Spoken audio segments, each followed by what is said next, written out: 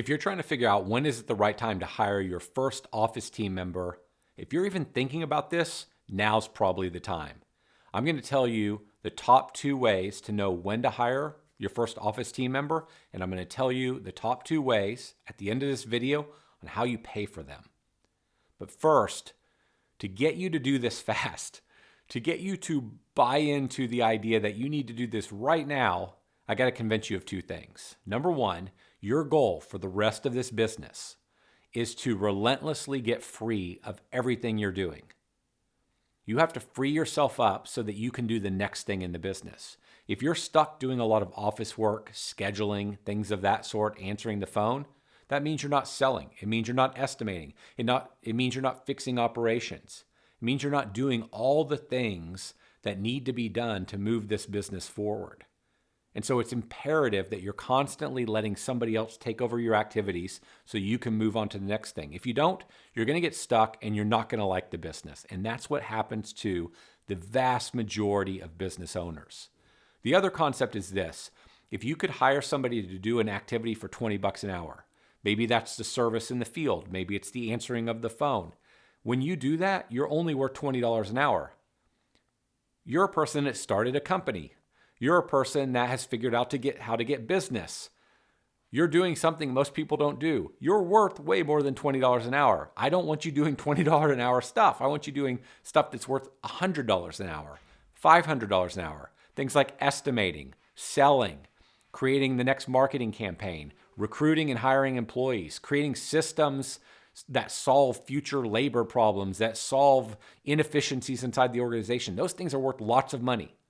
So for the rest of your business career, you've got to get stuff off your plate as fast as you can, and you need to work on more and more and more valuable activities inside the business.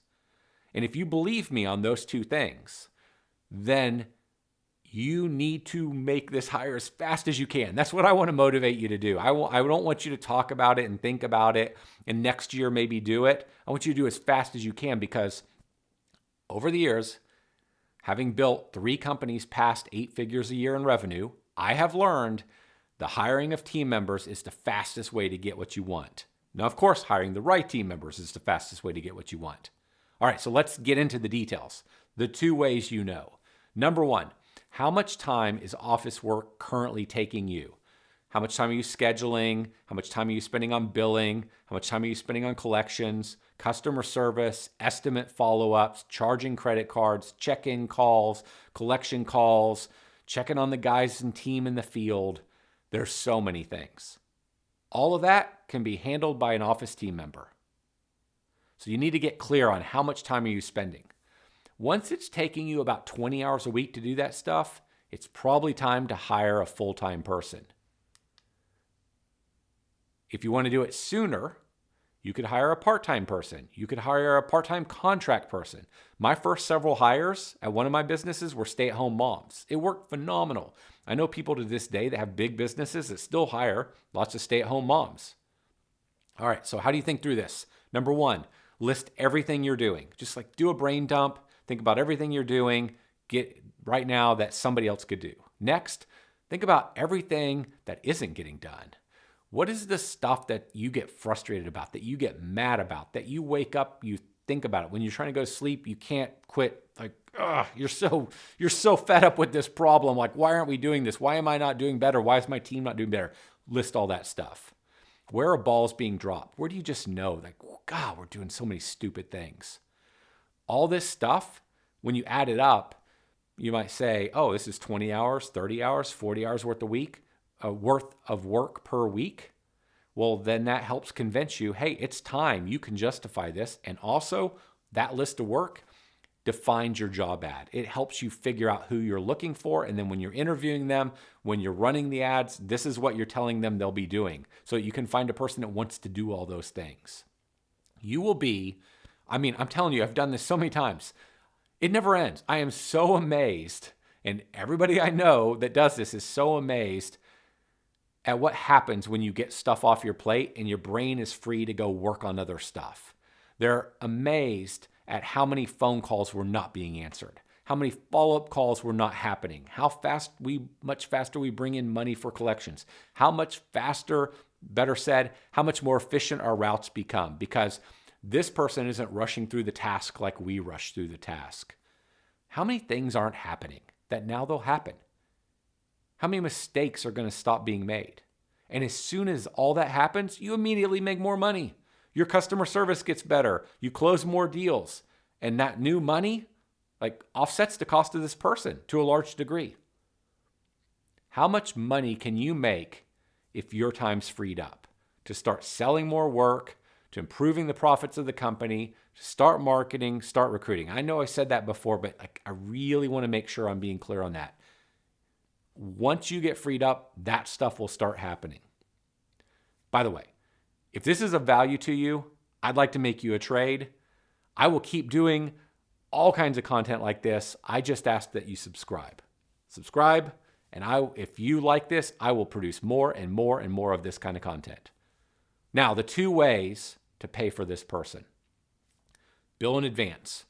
You may or may not be doing this. By bill in advance, I mean we want to move from doing the work, paying the expenses, and then collecting the money to we want to do the work, get paid, then pay the labor, the fuel, and the expenses. Or even better, we want to get paid in advance, then do the work, then pay the expenses. And the reason I tell you about this is because if you're not getting paid in advance or as soon as you do the work, then you're loaning lots of clients to your money. Basically, you've paid your employees and these expenses while you're waiting for your client to pay, so you're making a loan to your client. If you were to get paid faster, you would immediately see your bank account balance is higher all the time.